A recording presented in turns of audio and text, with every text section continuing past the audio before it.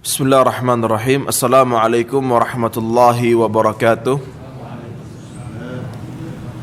Innal hamdalillah nahmaduhu wa nasta'inuhu wa nastaghfiruh wa natubu ilaihi wa na'udzu billahi min shururi anfusina wa sayyiati a'malina. Man yahdihillahu fala mudilla lahu wa man yudlil fala hadiyalah. Asyhadu an la ilaha illallah wahdahu la syarika lah. Wa asyhadu anna Muhammadan abduhu wa rasuluhu wa khaliluhu wa safiyuh. Salawatu rabbina wa salamuhu alaihi wa ala alihi wa ashabihi wa man sara ala nahjihi ila yaumi liqaihi amma ba'du. Alhamdulillahi rabbil alamin. Kita bersyukur kepada Allah subhanahu wa ta'ala. Allah berikan kepada kita nikmat untuk talabul ilmi, kita mempelajari ilmu sirah nabawiyah. Semoga kita bisa memahami perjalanan Nabi Muhammad sallallahu alaihi wasallam, memaknainya dalam hidup kita dan mencontoh sirah Nabi Muhammad sallallahu alaihi wasallam. Jamaah sekalian, di kajian yang lalu kita sudah bahas kaitannya dengan di antara tanda-tanda kenabian Nabi Muhammad sallallahu alaihi wasallam. Di antara tanda akan hadirnya, akan diutusnya seorang rasul, seorang nabi di akhir zaman. Di antara tanda itu apa jamaah? Bahwa para nabi-nabi Allah Subhanahu wa taala telah mengajarkan, telah mengabarkan kepada umatnya bahwa di akhir zaman ini akan diutus seorang nabi bernama Muhammad sallallahu alaihi wasallam. Kemudian di antara tandanya adalah bahwasanya ahlul kitab, para ulamanya ahlul kitab itu sudah mengetahui dan ngasih tahu dan berbicara kepada umatnya bahwa nabi terakhir itu adalah seorang nabi bernama Ahmad. Di dalam Injil, di dalam Taurat disebutkan. Dan juga di antara tandanya adalah orang-orang itu sudah tahu kalau di akhir zaman akan ada seorang nabi yang diutus oleh Allah Subhanahu wa taala. Adanya di negeri Hijaz, adanya di Arab. Ya. Sampai-sampai Yahudi yang berada di Madinah, kalau mereka berantem sama orang-orang Aus atau Khazraj, mereka berkata apa? Hati-hati kalian wahai Aus, wahai Khazraj. Kita akan bunuh kalian, kita akan perangi kalian nanti. Ketika datang seorang nabi kepada kita, kita akan bunuh kalian. Kalian akan mati seperti matinya kaum Ad, seperti matinya kaum Thamud. Jadi orang-orang Arab itu juga sudah tahu nanti akan ada seorang nabi. Jamaah barakallahu fikum. Kemudian di antara tanda akan datangnya Nabi Muhammad sallallahu alaihi wasallam adalah keadaan manusia ketika itu butuh kepada Nabi. Keadaan manusia ketika itu butuh kepada Rasul utusan Allah Subhanahu wa taala. Keadaan manusia yang sangat-sangat rusak, keadaan manusia yang sangat-sangat brutal, keadaan manusia yang sangat-sangat kafir, sangat-sangat syirik kepada Allah Subhanahu wa taala. Keadaan mereka ini enggak cukup kalau disembuhkan, kalau didakwahi oleh ustadz, oleh kiai, oleh pendeta, enggak cukup. Harus seorang nabi. Keadaan manusia ketika itu yang orang-orang Nasrani, mereka yang menuhankan Allah Subhanahu wa taala, menabikan Nabi Isa alaihi salam, diperangi sama kerajaan Romawi. Sampai-sampai orang-orang Nasrani itu pergi ke Afrika. Orang-orang Yahudi yang mereka banyak merubah isi Taurat. Kemudian manusia tatkala itu yang mereka kalau hutang-hutangan itu ribanya, sampai-sampai orang dikala itu jual putrinya, jual anaknya karena hutang. Parah. Sampai-sampai ketika itu pernikahan, perzinahan, macam-macam dengan caranya perzinahan. Sampai-sampai tatkala itu kalau misalnya ada perselisihan antara satu kaum dengan kaum yang lainnya, bukan antara satu orang dari kaum dengan satu orang dari kaum yang lainnya, bukan orangnya yang diadili, tapi langsung perang qabilah. Perang antar kampung. Sampai-sampai tatkala itu ada peperangan yang sampai 40 tahun lamanya, sebabnya karena balapan kuda nggak adil. 40 tahun perang karena balapan kuda, jamaah. Jahiliyah. Keadaan ketika itu nggak cukup untuk diperbaiki oleh seorang presiden, oleh seorang kiai, oleh seorang ustadz, nggak cukup. Keadaan ketika itu menunjukkan dekatnya diturunkannya seorang nabi, seorang rasul oleh Allah Subhanahu wa taala. Jamaah barakallahu fikum. Dan di antara tanda akan diutusnya Nabi Muhammad sallallahu alaihi wasallam adalah kata Nabi sallallahu alaihi wasallam, "Inni la'arifu hajaran bi Makkah kana yusallimu alayya qabla an ub'ats." Sungguh aku tahu batu yang ada di Mekah itu, batu-batu ini menyalami aku sebelum aku menjadi nabi. Nah, batu salam ke Nabi sallallahu alaihi wasallam. Kalau setelah Nabi diutus jadi nabi, kita tahu banyak hadis-hadis sahih. Ketika Nabi sallallahu alaihi wasallam mengganti sandarannya dengan mimbar, maka sandaran ini menangis, merintih, dan rintihannya, nangisannya itu didengarkan oleh sahabat-sahabat yang lainnya. Tapi hadis ini menunjukkan, kata Nabi sallallahu alaihi wasallam, aku tahu batu-batu di Mekah yang mereka itu salam kepadaku sebelum aku diutus menjadi nabi. Maka ini tanda akan diutusnya Nabi Muhammad sallallahu alaihi wasallam sebagai seorang nabi, sebagai seorang rasul. Jamaah barakallahu fikum. Itu beberapa hal yang kaitannya dengan tanda-tanda dekatnya diutusnya seorang Nabi Muhammad sallallahu alaihi wasallam. Kemudian setelahnya kita membahas kaitannya dengan nuzulul wahyi wa da'wah as-sirriyah. Turunnya wahyu kemudian dakwah secara pelan-pelan. Yang pertama kaitannya dengan turunnya wahyu. Kajian kali ini kita bahas dengan tema turunnya wahyu kepada Nabi Muhammad sallallahu alaihi wasallam. Ketika Nabi Muhammad sallallahu alaihi wasallam umur 40 tahun, beliau itu suka berada di Gua Hira menyendiri berfikir,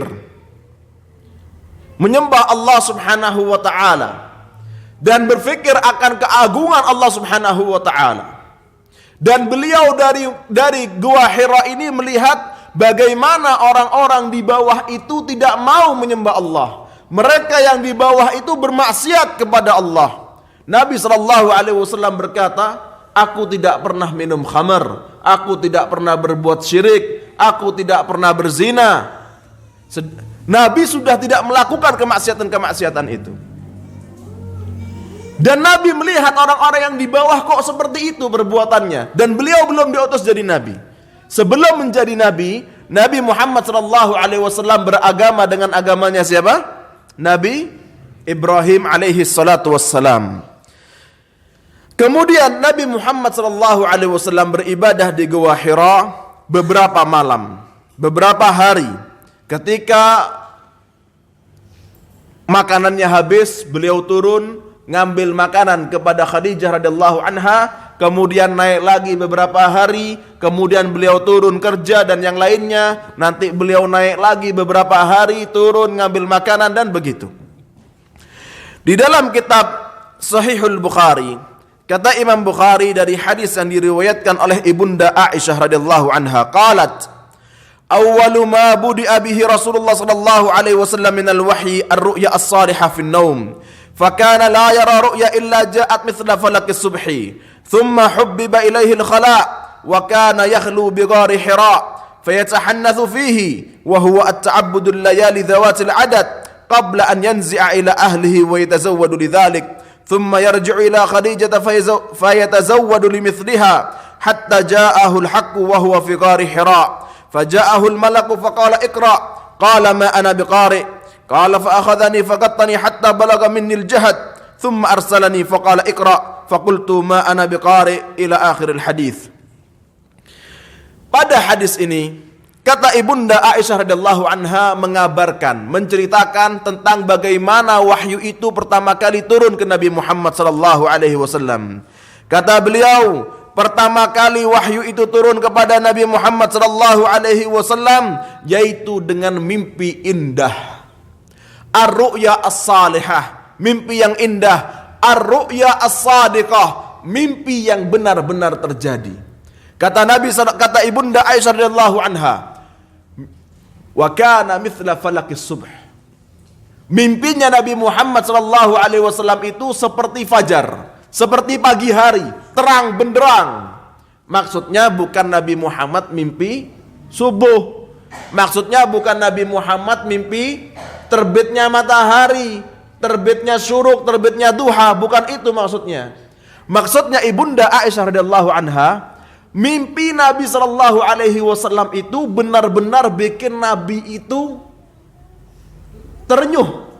Benar-benar bikin Nabi itu nyaman. Benar-benar bikin Nabi itu senang bahagia. Dan mimpi-mimpinya Nabi Muhammad sallallahu alaihi wasallam ketika beliau mimpi tentang suatu kejadian, itu kejadian pagi harinya. Loh, ini tadi malam yang saya mimpi, kemudian terjadi. Tanda-tanda dari kebenaran wahyu yang akan diterima oleh Nabi Muhammad sallallahu alaihi wasallam. Oleh karenanya kata para ulama, ini ada, jadi Nabi Muhammad sallallahu alaihi wasallam pertama kali wahyu turun kepada beliau, caranya dengan mimpi yang indah, mimpi yang bagus, mimpi yang menyenangkan, mimpi yang benar-benar terjadi. Dan itu berkali-kali.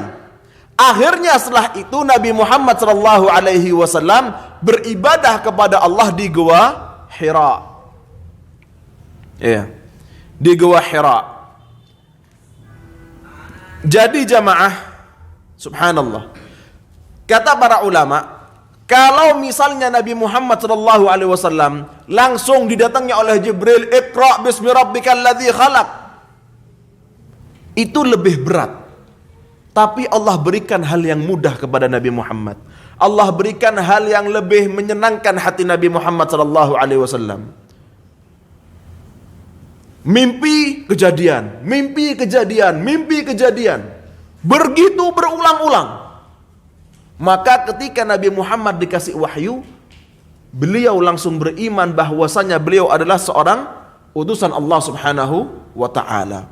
Tapi kalau langsung dikasih wahyu, "Iqra bismi rabbikal ladzi khalaq," lebih kaget lagi Nabi Muhammad sallallahu alaihi wasallam. Padahal wahyu ini sudah sangat berat. Wahyu ini berat. Nanti kita akan bahas macam-macam wahyu dan bagaimana Nabi Muhammad itu berat menerima wahyu dari Allah Subhanahu wa taala. Disebutkan unta itu sampai duduk. Nabi Muhammad lagi di atas unta, unta ini keberatan. Sampai duduk. Jamaah barakallahu fikum. Thumma hubbiba ilaihil khala. Setelah Nabi Muhammad sallallahu alaihi wasallam banyak mimpi-mimpi yang indah kemudian terjadi, kemudian Nabi Muhammad ingin dan suka untuk di Gua Hira, beribadah di Gua Hira. Beberapa malam.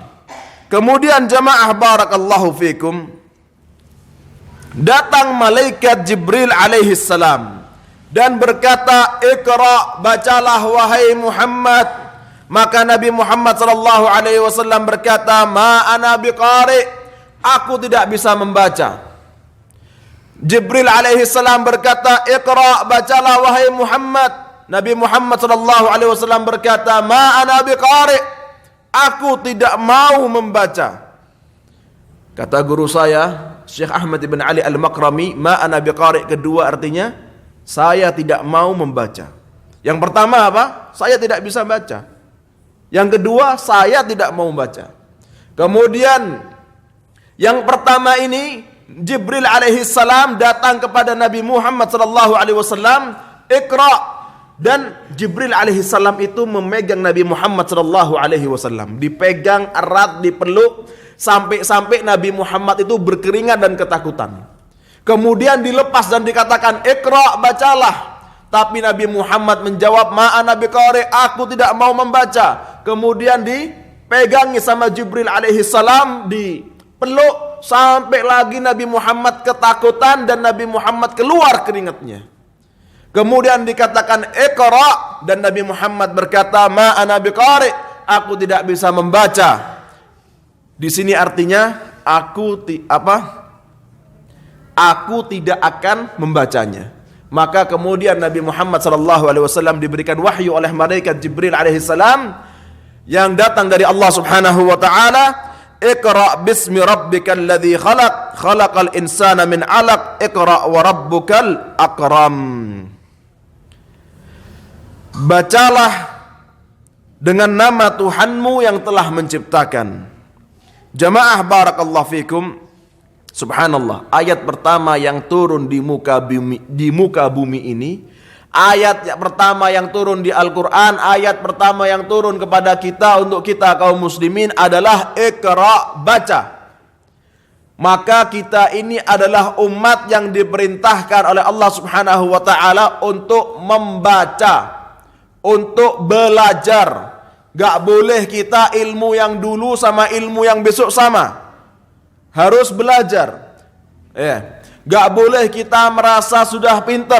Harus belajar. Lihat, anak SD belajar sholat, bahkan TK belajar sholat.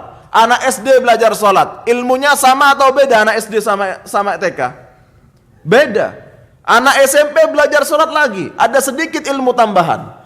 Anak SMK, SMA ada belajar sholat lagi, ada sedikit ilmu tambahan. Dan masih banyak ilmu tentang sholat, masih banyak ilmu tentang wudu, masih banyak ilmu tentang fikih, masih banyak ilmu tentang hadis-hadis Nabi Muhammad SAW, ilmu tentang akidah Islam, ilmu tentang sirah nabawiyah.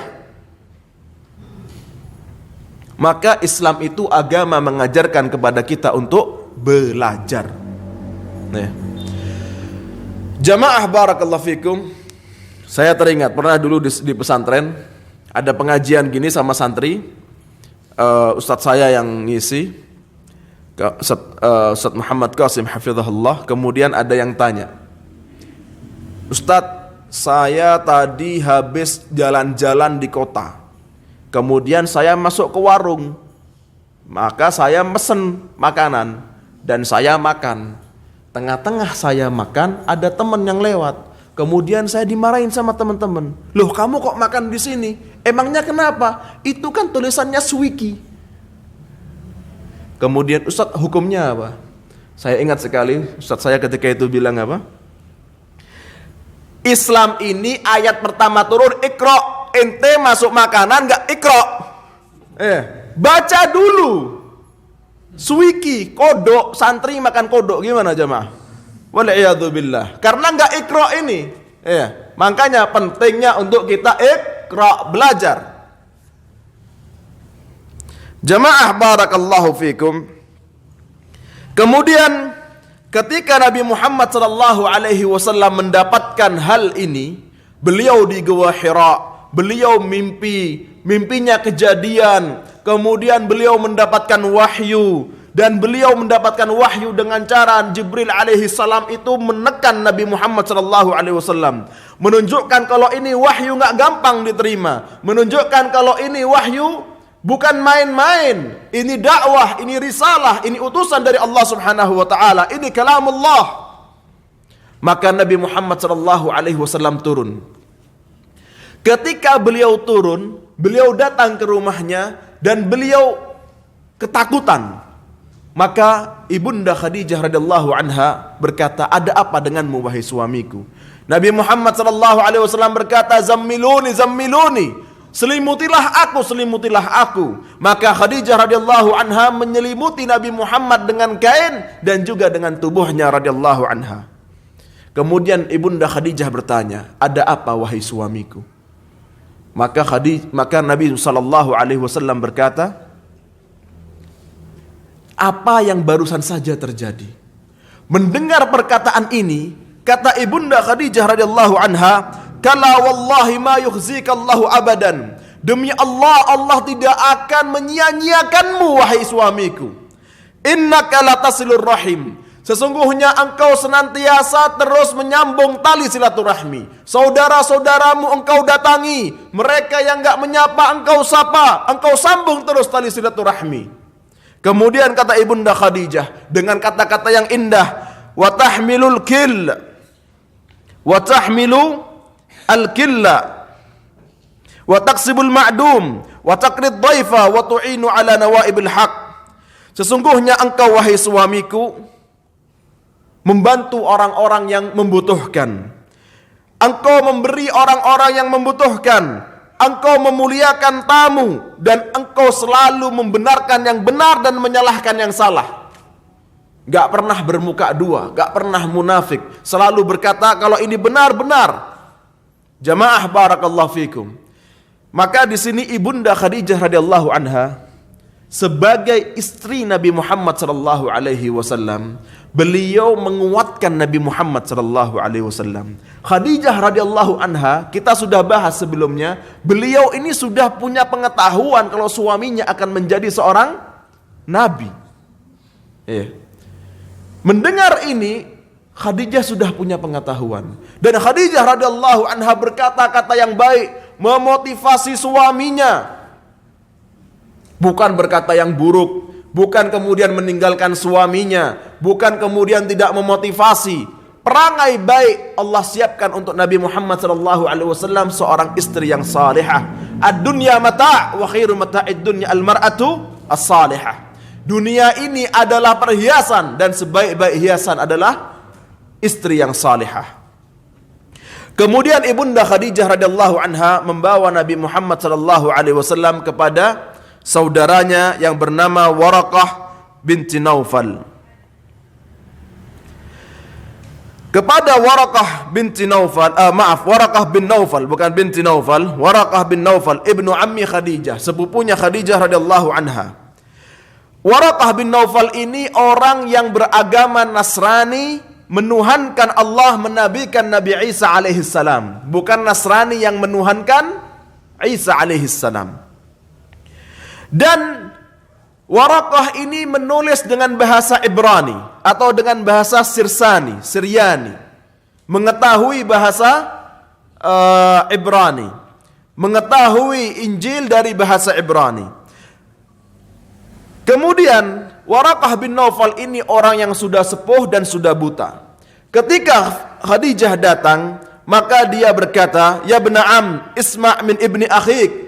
Wahai saudaraku, wahai sepupuku, dengarkanlah ini dari saudaramu, dari suamiku Muhammad. Maka faqala lahu Waraqah, "Ya ibna akhi, madza tara?" Wahai saudaraku, apakah yang engkau lihat? Fa akhbarahu Rasulullah sallallahu alaihi wasallam khabara ma ra'a.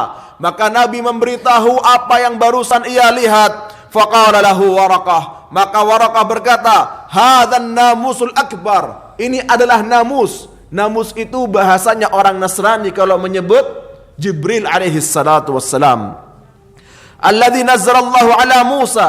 Ini namus yang Allah turunkan kepada Musa. Ini namus yang Allah turunkan kepada Isa alaihi wassalatu wassalam. Ya laitani fiha jada'an. Kalaulah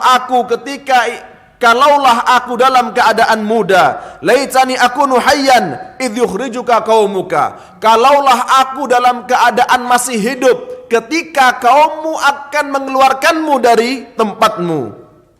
Faqala Rasulullah sallallahu alaihi wasallam, "Awa mukhrijihum? Apakah mereka akan mengeluarkanku?" Qala na'am. Iya, mereka akan mengeluarkanmu. Mereka kaummu sendiri akan mengusirmu.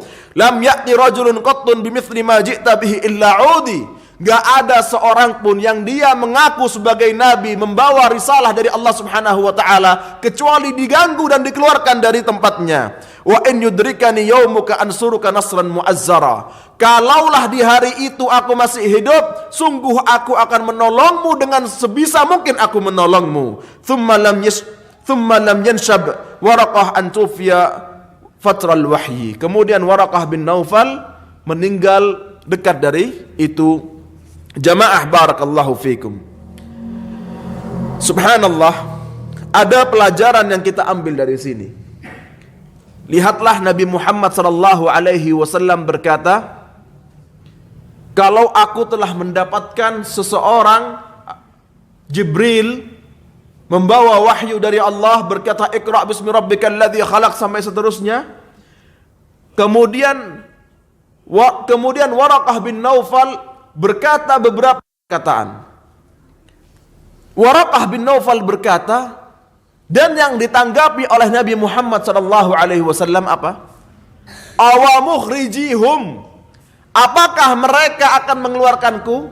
Nabi Muhammad sallallahu alaihi wasallam enggak bertanya tentang namus. Nabi Muhammad enggak tanya tentang Nabi Musa, enggak tanya tentang Nabi Isa, enggak tanya tentang Taurat, enggak tanya tentang Injil. Yang ditanyakan oleh Nabi Muhammad sallallahu alaihi wasallam ketika Waraqah berkata bahwa kaummu akan mengeluarkanmu. Maka Nabi Muhammad berkata, awamukhrijihum. Apakah mereka akan mengeluarkanku? Ini menunjukkan bahwasanya Nabi Muhammad apa? Hubbul watan, cinta kepada negeri. Ya, cinta kepada negeri. Jadi kita kalau misalnya ada apa-apa dengan negeri kita, jangan wes ben tambah ajur, jangan gitu.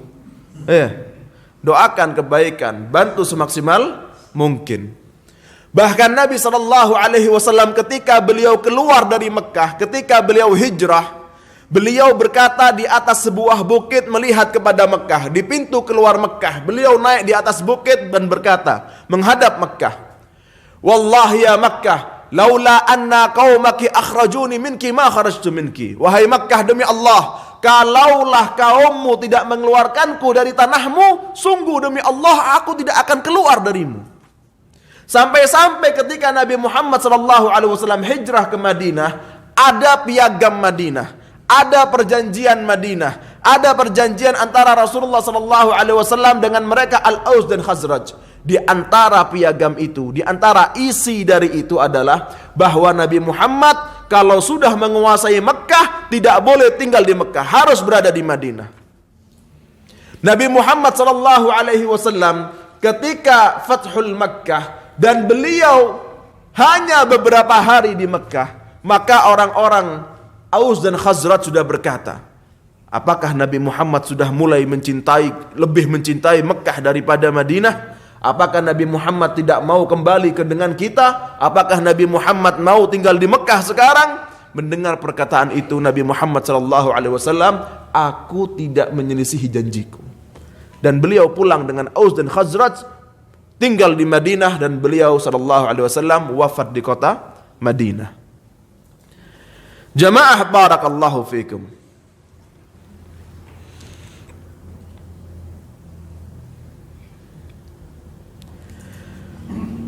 Yang berkaitan dengan mimpi indah Nabi SAW, mimpi ini disebutkan oleh sebagian ulama ahli sejarah, wa kanat muddatur ru'ya as-salihah 6 ashhur. Selama 6 bulan Nabi Muhammad SAW mimpi indah dan mimpi bagus, mimpi yang terjadi benaran di esok harinya. Jamaah barakallahu fikum. Kata Nabi SAW, ayyuhan nas, innahu lam yabqa min mubashshiratin nubuwah illa ar-ru'ya as-salihah yaraha al-muslim aw tura lahu. Wahai manusia, sesungguhnya tidak ada yang tersisa dari wahyu kenabian kecuali mimpi indah yang dilihat oleh seorang muslim.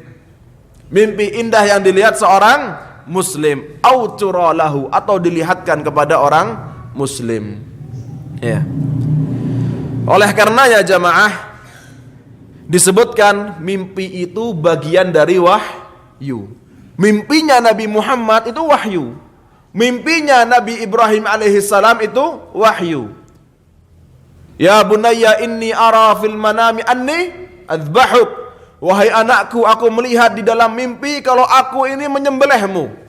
Mimpinya Nabi Ibrahim alaihissalam. Kalau kita mimpi kayak gitu jangan dilakukan ke anak kita. Itu dari setan jamaah. Ya. Tapi ada di antara mimpi itu yang dia adalah bagian dari wahyu, bagian dari wahyu. Oleh karenanya para ulama berkata, di antara tanda dari istikharah itu adalah datangnya mimpi yang bagus. Tapi nggak mesti mimpi, nggak mesti tanda istikharah itu mimpi. Tapi di antara tandanya, karena sebagian dari wahyu itu adalah mimpi. Dan mimpi itu kalau baik dikabarkan, dimintakan takwilnya kepada orang yang ngerti takwil. Kalau mimpi itu buruk, mimpi itu fitnah, mimpi itu syahwat, maka jangan disampaikan. Termasuk terkadang kasusnya apa? Mau ngelamar si fulanah, kemudian mimpi. Kalau mimpinya misalnya datang ke rumahnya baik, mimpinya ketemu kelihatan mukanya. Tapi kalau misalnya mimpinya mohon maaf mimpi basah, jangan, ini dari setan jamaah. Nabi SAW nggak pernah mimpi basah, karena itu dari syaitan dan itu adalah fitnah. Jamaah barakallahu fikum. Kemudian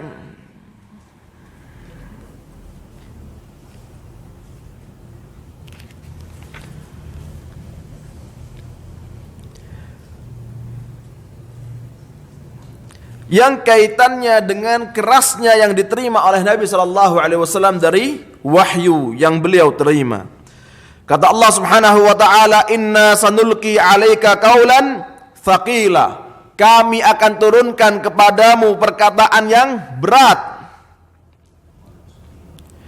Ada hikmah di balik itu jamaah. Disebutkan bayanu ahammiyati hadzal din wa 'azamatihi wa shiddatil ihtimami bihi. Menunjukkan akan pentingnya agama ini disampaikan dengan benar-benar, bukan dengan main-main.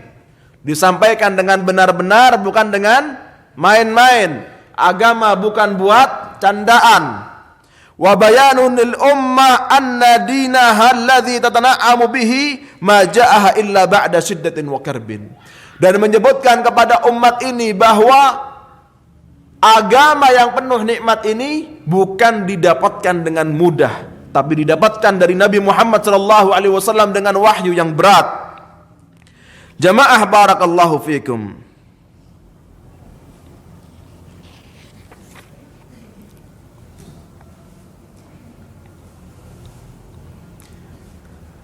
Kemudian disebutkan orang-orang berkata, sebagian orang-orang berkata kalau Nabi Muhammad ini bukan Nabi. Orang-orang mereka yang liberal, mereka yang merusak Islam, mereka yang menyerang Islam, mengatakan kalau Nabi Muhammad ini bukanlah seorang Nabi. Nabi Muhammad ini ngarang sendiri. Nabi Muhammad ini dapatnya itu hanya dari khayalan-khayalannya. Maka ada seorang doktor, Syekh Dr. Al-Buti menyebutkan bantahannya adalah yang pertama at-tamyizul wadih bainal Qur'ani wal hadis, yaitu beda yang sangat beda antara Quran dengan hadis.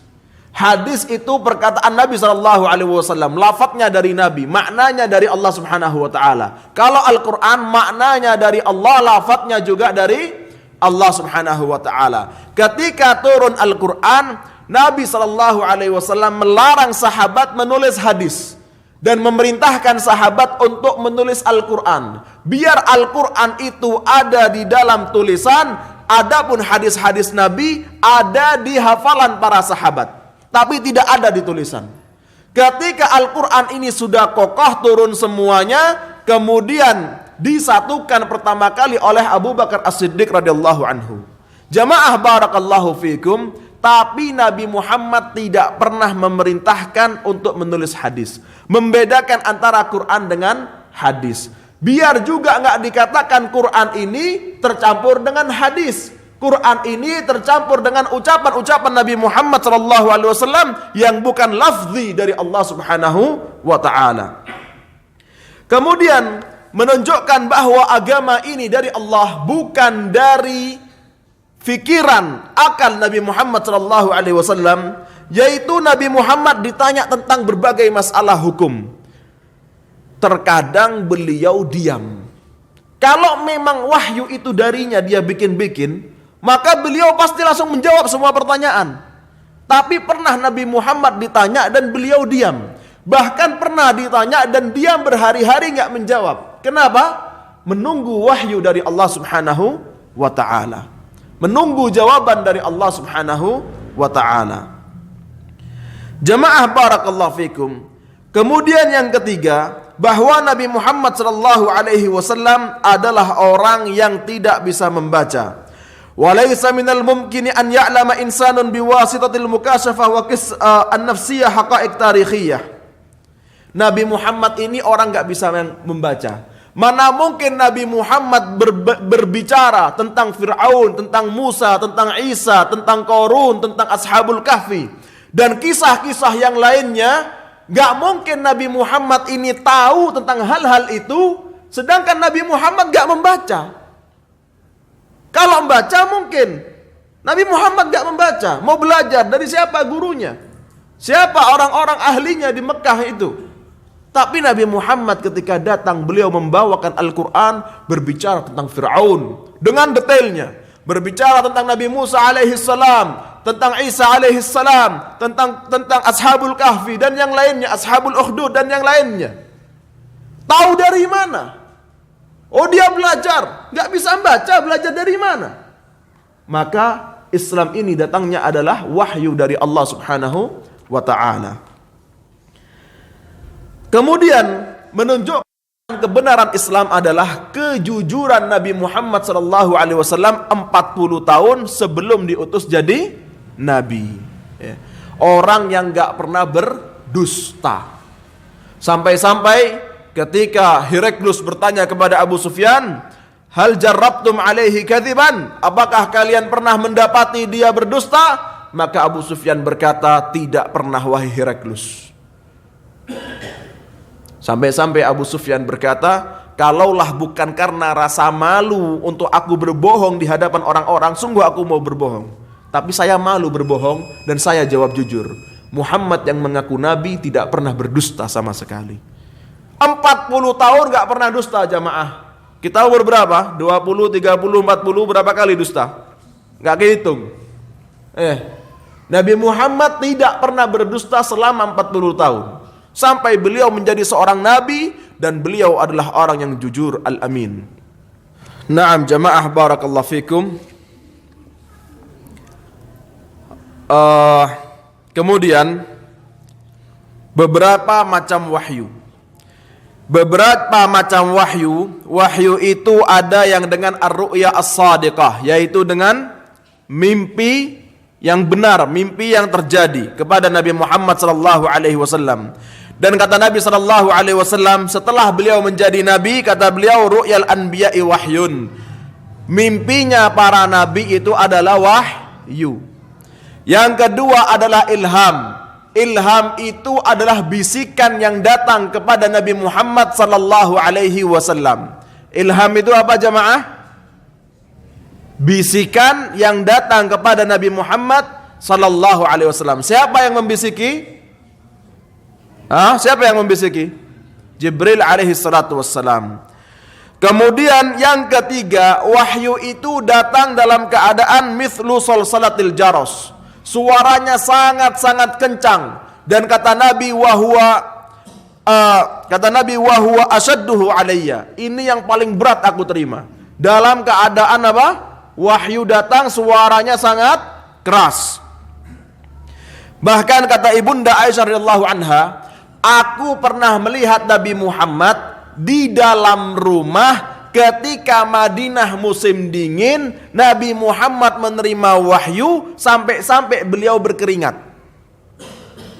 Musim dingin. Antum tahu musim dinginnya Madinah jamaah sampai 5 derajat. Di puncak gunung berapa? 15, 13. Di Madinah kalau musim dingin Desember kemarin 5 derajat kerasanya 3. Sekarang gimana perkataan Ibunda Aisyah radhiyallahu anha, di Madinah di dalam rumah musim dingin dapat wahyu, Nabi Muhammad keringetan.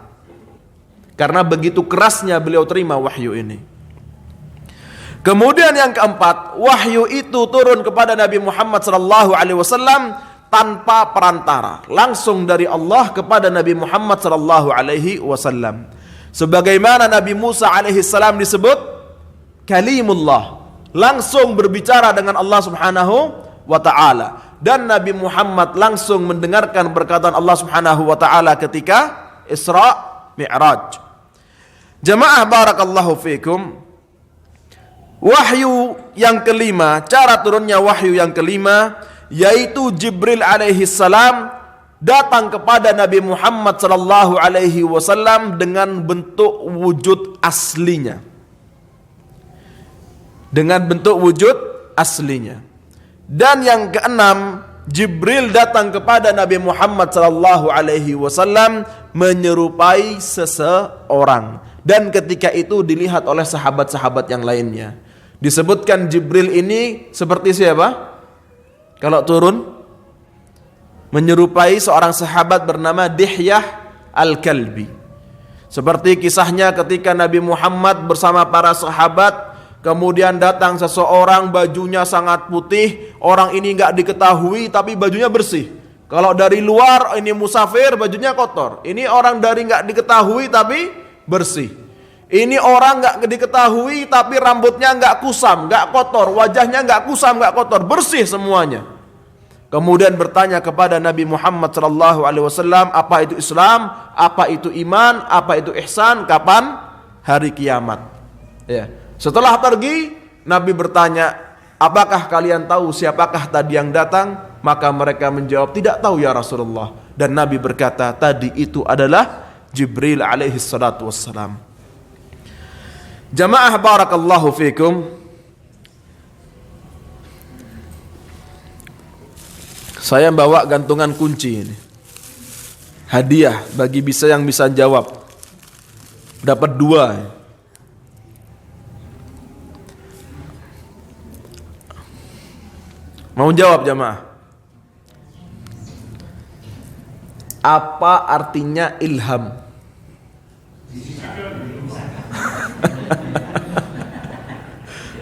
Paling keras Ami Abdullah ya. Mas, siapa?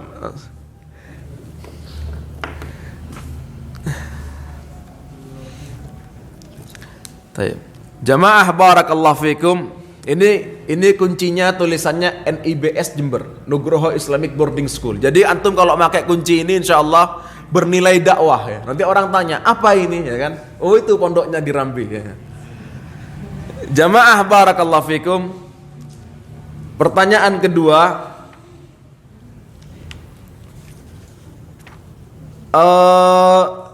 sebutkan satu perkataan hiburan. Ngacung dulu ya.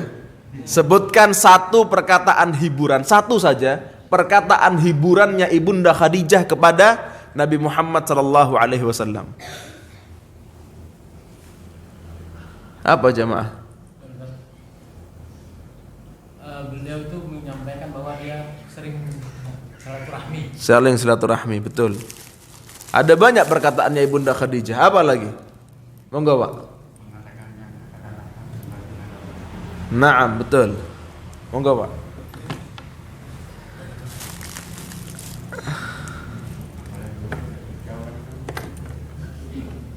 Baik, jamaah.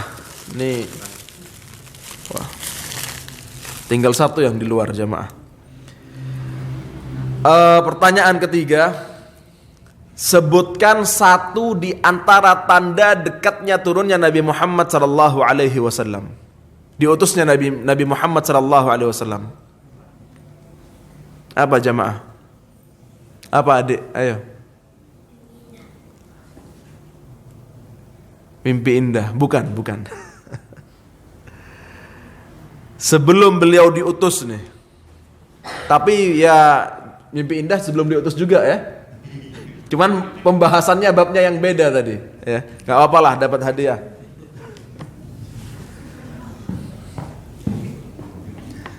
Baik. Jamaah barakallahu fikum. Kemudian ingin saya sampaikan, Nabi sallallahu alaihi wasallam bersabda, "Ad-dalu 'alal khairi kafa'ilihi." Orang yang mengajak kepada kebaikan itu seperti orang yang mendapatkan kebaikan itu juga. Padahal cuman ngajak, padahal cuman nyampaikan. Ya. Misalnya kita bilang kepada orang, Ramadan, keluarkan zakat. Jangan sampai beli motor, beli rumah kalau mau Ramadan alasannya supaya nggak kena zakat. Beli motor boleh ya, tapi kalau biar nggak kena zakat nggak boleh. Kemudian orang ini mengeluarkan zakat. Banyak fakir miskin yang mendapatkan zakatnya orang ini. Senang, bahagia, makan enak, bisa bangun rumah dan yang lainnya, renovasi dan macam-macam manfaat. Yang ngasih tahu siapa? Satu orang. Dia nggak ngeluarkan uang, dia nggak bantu ngeluarkan, bukan dia yang ngasih uangnya ke orang fakir miskin, tapi pahalanya ke orang ini. Ad-dalu 'alal khairi kafa'ilihi. Orang yang mengajak kepada kebaikan seperti yang melaksanakan kebaikan itu. Antum ngajak orang untuk ikut kajian. Kemudian orang itu ikut kajian. Padahal antum di rumah misalnya ada uzur nggak kajian, dapat pahalanya, betul nggak? Ajak kepada kajian, ajak kepada kebaikan. Ya. Termasuk di antaranya jamaah. Kata Nabi ulama ini ikhtilaf, apakah amalan yang paling afdol? Apakah thalabul ilmi fardu kifayah atau jihad yang fardu kifayah? Jihad dengan pedang mati atau thalabul ilmi fardu kifayah? Mana yang lebih afdol? Ulama ini ikhtilaf.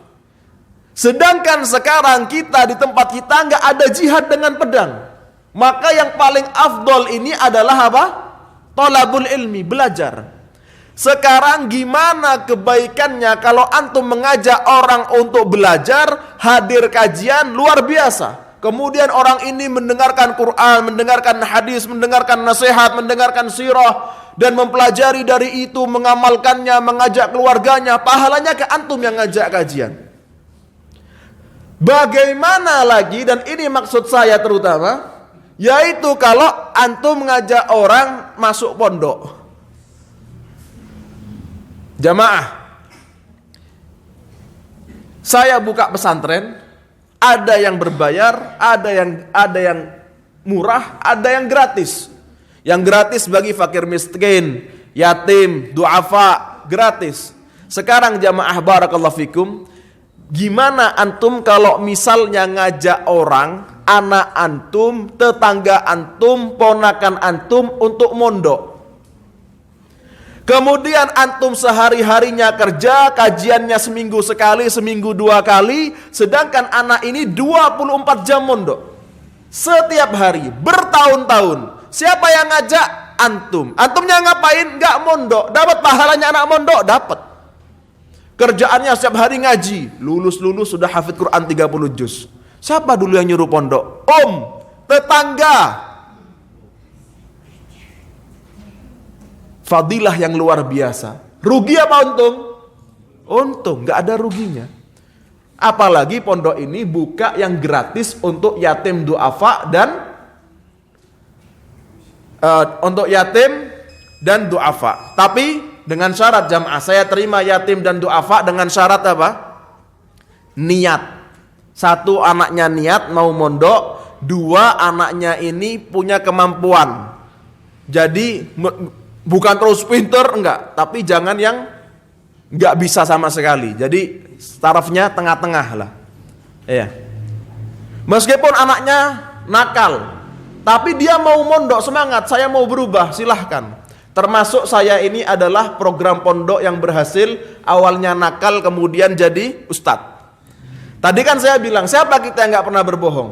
Kalau saya dulu sering bohong. Saya dulu SD jamaah, sampai kelas 6 SD nggak pernah puasa Ramadan. Padahal sahur sama keluarga, buka sama keluarga, siang jajan. Uangnya dari mana? Nyolong punya ayah saya. Alhamdulillah masuk pondok kok berubah.